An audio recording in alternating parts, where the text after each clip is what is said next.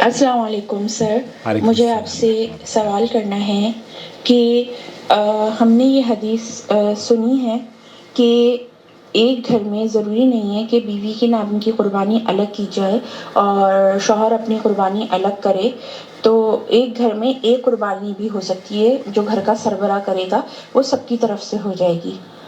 ایک سوال میرا آپ سے یہ ہے، کیا یہ صحیح ہے؟ ہمیں دو قربانیاں کرنے کی ضرورت نہیں ہے، ایک ہی قربانی ہمارے گھر کے لیے کافی ہوگی۔ دوسری بات یہ کہ یہ جو قربانی کے لیے جب جس شخص کے نام سے قربانی ہو رہی ہے، جیسے گھر کا سربراہ کر رہا ہو، تو وہ پوری قربانی تک اپنے بال اور ناخن نہیں کاٹے گا۔ تو اب یہ سوال کرنا ہے کہ کیونکہ وہ گھر کا سربراہ ہے، وہ اپنے بہاف پہ قربانی کر یہ جاننا چاہ رہی ہیں کہ ایک قربانی پورے گھر کی طرف سے کافی ہو جائے گی یا نہیں، اور یہ بھی جاننا چاہ رہی ہیں کیونکہ پورے گھر کو اس میں شامل کیا گیا ہے تو آیا وہ پورے خاندان والے یا پورے بچے بوڑھے جتنے بھی ہیں وہ سارے کے سارے ناخن بال اور بال نہیں ترشوائیں گے 9 کے 9 دن جب تک کہ قربانی نہ ہو جائے؟ میں آپ کو لے کر چلتا ہوں، سماحت شیخ عبدالعزیز بن باز نے اسی طرح کا سوال پوچھا جا رہا ہے۔ میں اپنے بھائی کے ساتھ رہتی ہوں، اپنے گھر میں رہتی ہوں، اور ہم لوگ ایک سے زیادہ لوگ ہیں، گھر میں فیملی ہے۔ کیا ہم لوگوں پر، چونکہ ہم ایک گھر میں رہتے ہیں، حل یجوز کل واحد، ہم سب پر ایک ایک قربانی واجب ہے، ایک ایک قربانی کرنی چاہیے ہمیں؟ یہاں پھر سماحت الشیخ عبدالعزیز بن باز نے اس سوال کو ریپیٹ کرنے کے لیے حکم دیا ہے، اور ہم يجب على كل واحد تكفي واحدة جزاكم الله خيرا. جزاکم اللہ خیرہ. السنة واحدة لكم جميعا. ولکما جمیعان. شیخ بن باز مفتی مملکت سعودی عربیہ فرما رہے ہیں السنہ واحدہ لکما جمیعان.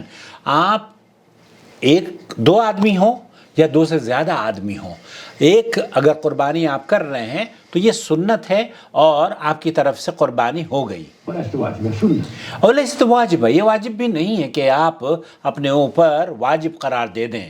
وهي سنة مؤكدة. وہی سنت مؤکدہ، اللہ کے رسول صلی اللہ علیہ وسلم نے ہمیشہ کیا ہے۔ وإذا ذبحتم واحدة فأنتم أهل بيت واحد. وَأَنْتُمْ أَهْلُ بَيْتٍ وَاحِدٍ. تو پھر آپ چونکہ پورا گھرانہ آپ کا ہے اور آپ گھر کے سربراہ ہیں، تو سربراہ کی طرف سے اگر قربانی ہو گئی ہے تو وہ اس میں بیوی بھی آ گئی ہے، بہنیں بھی آ گئی ہیں، بچے بھی آ گئے ہیں، سب آ گئے ہیں۔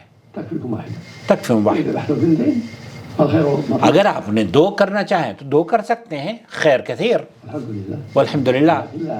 لا يتأكد ذلك، الواحد تكفي. والواحد یکفی. آپ اگر ایک قربانی کر لیتے ہیں تو وہ کافی ہے، جو آپ نے سنا ہے وہ درست ہے۔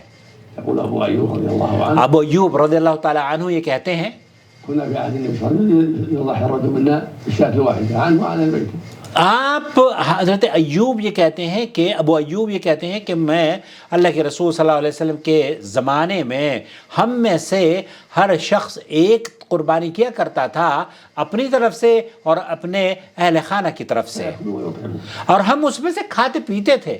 فیاکلون ویطعمون. تو یہاں اس قربانی کے جانور کو کھائیں پئیں اور اس کو اپنے پاس رکھ بھی سکتے ہیں، اور چاہیں تو تھوڑا سا صدقہ کر دیں، وہ خیر ہے اور بھلائی ہے۔ والنبي صلى الله عليه وسلم يضحي بشاتين. اور اللہ کے رسول صلی اللہ علیہ وسلم بھی دو قربانیاں کیا کرتے ہیں نا، دو جانوروں کی قربانی کرتے تھے، ایک اپنی طرف سے، اپنے اہل و عیال کی طرف سے، جس میں آپ کے اہل و عیال میں زندہ اور مردہ سب آ گئے۔ جب اللہ کے رسول صلی اللہ علیہ وسلم نے قربانی کی تو حضرت خدیجہ رضی اللہ تعالی عنہا وفات پا چکی تھی، تو آپ نے قربانی میں وہ بھی شامل ہوئیں، جتنے آپ کے بچے اور جتنی آپ کے بچوں کے بچے وفات پا چکے تھے، وہ سارے کے سارے جتنے رشتہ دار ان کے وفات پا چکے، تو وہ سب کے سب اس میں شامل، کیونکہ اللہ کے رسول صلی اللہ علیہ وسلم اپنی طرف سے اور اپنے اہل بیت کی طرف سے کیا کرتے تھے۔ تو آپ بھی، یا میں بھی کرتا ہوں، تو میں اپنی طرف سے اور اپنے بیت کی، اہل بیت کی طرف سے کرتا ہوں، اپنے خاندان کی طرف سے کرتا ہوں، اپنے بچوں اور بچوں کے بچوں کی طرف سے بھی وہ ہو جاتی ہے. جو اس دنیا سے چلے گئے ہیں والدین وہ بھی میرے اہل بیت میں سے ہیں نا، تو اس لیے ان کو بھی اللہ کے رسول صلی اللہ علیہ وسلم جو زندہ ہیں ان کو اور جو مردہ ہیں ان کو بھی شامل کر لیا کرتے تھے. تو عورت کے لیے الگ قربانی کرنا، بھائی کے لیے الگ قربانی کرنا یہ ضروری نہیں ہے، لیکن اگر آپ کرنا چاہیں بہت اچھی بات ہے. فبیہا آپ علیہ السلام 2 بکرے دو جانور ذبح کیا کرتے تھے، اور اس میں سے ایک اپنی طرف سے اور ایک اپنے امت کی طرف سے، اور یہ اللہ کے رسول صلی اللہ علیہ وسلم کی سنت رہی ہے.